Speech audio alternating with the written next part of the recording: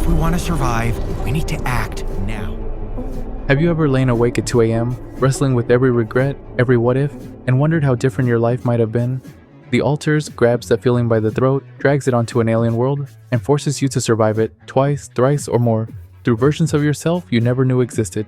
In this game, you are Jandolski, a builder on a mining mission for a substance called Rapidium. When your crew dies on entry, you wake alone on a bleak gray planet where the sun itself can bake you to a crisp. Salvation lies in a towering wheel-shaped base, your new home, your fortress, and your prison. Inside the base is a quantum computer and a chamber called the Womb. Feed it Rapidium, and you spawn Alters, clones of Jan, each shaped by a different life choice. One Jan became a scientist, another stayed with his wife, a third stood up to his father. They share your face, your DNA, and your name. But none share your story, not really, and they matter. Managing their moods, their needs, their grudges, and their scars is as vital as mining metal or weaving radiation filters. Skip a meal, skip a conversation, skip their birthday gift, and you'll watch them sulk, rebel, or die. The game's heartbeats in those moments. Late night chats in the lounge, beer pong tournaments to relieve stress, awkward attempts at consolation. You end up worrying about these Jans the way you'd worry about a friend, because, in a twisted way, they are your friends. But this doesn't feel like a gimmick, it feels real.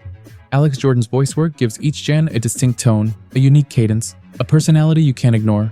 When Engineer Jan complains about back pain, or Botanist Jan reminisces about his imaginary wife, you believe it, you feel it, mechanically.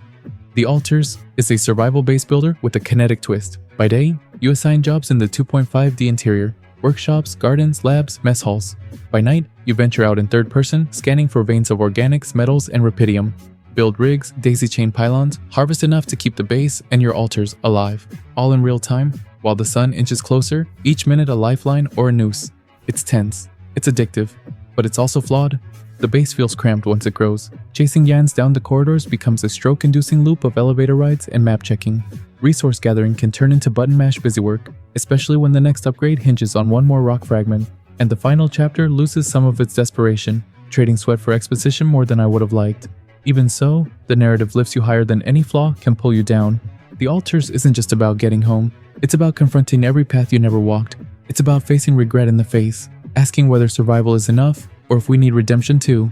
When my base finally rolled out of that crater toward the rendezvous point, I felt equal parts relief and sorrow. Relief because the nightmare was over. Sorrow because I knew those Jans would fade. Unless I replayed, unless I made new choices, unless I dared to find every branch of that quantum tree. This is not an easy game. It's not a casual jaunt. It's a study in anxiety, in consequence, in empathy brought into impossible skills. But for anyone who's ever asked what ifs and longed for an answer, this game delivers.